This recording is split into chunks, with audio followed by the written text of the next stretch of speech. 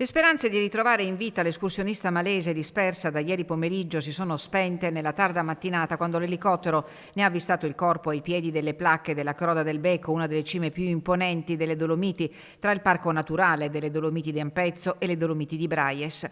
Secondo la ricostruzione, la donna, dopo aver perso la traccia del sentiero sul versante bellunese della montagna, era arrivata sulle ripide placche lisce, precipitando per un centinaio di metri, finendo all'interno di una fessura. Sono state ore di grande angoscia per l'amica dalla quale si era separata per concludere la sua escursione.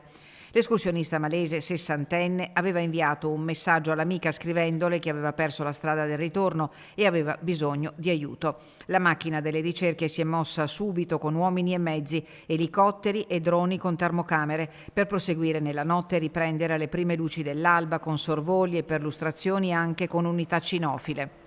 Determinante è stato il posizionamento del cellulare ricevuto dal gestore di telefonia mobile che ha consentito di circoscrivere la zona di ricerca. La salma dell'escursionista è stata recuperata e trasportata nella camera mortuaria di Cortina. Alle ricerche, oltre al soccorso alpino di Cortina e della Guardia di Finanza, hanno preso parte anche i volontari di San Vigilio di Marebbe e della Pusteria, i vigili del fuoco e i carabinieri.